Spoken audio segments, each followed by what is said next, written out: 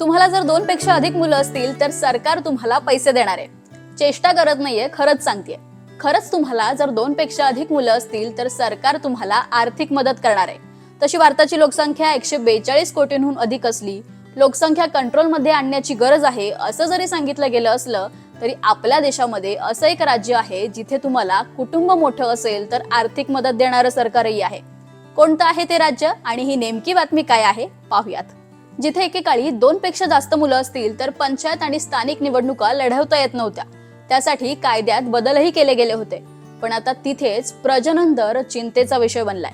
प्रजनन दर म्हणजे मुलं जन्माला घालण्याचा दर. मी बोलतेय आंध्र प्रदेश या राज्याबद्दल.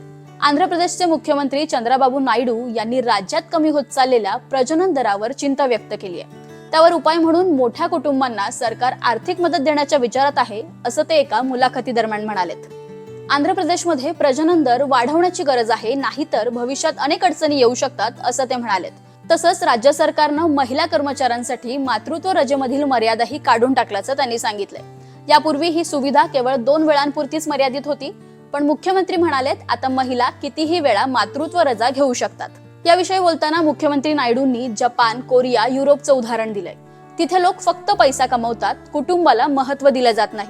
त्यामुळे त्या देशांना लोकसंख्या कमी असल्याचा फटका बसतोय. आता आपल्याकडे उपमुख्यमंत्री अजित पवार ठणकावून सांगतात हम दो हमारे दो, पण आंध्र प्रदेशमध्ये हम दो और जितने भी हो सरकार आप ही संभालो अशीच परिस्थिती पाहायला मिळते. तुम्हाला या योजनेबद्दल काय वाटतं आम्हाला कमेंटमध्ये सांगा आणि अशाच माहितीपूर्ण व्हिडिओसाठी न्यूज 18 लोकमतला फॉलो करा.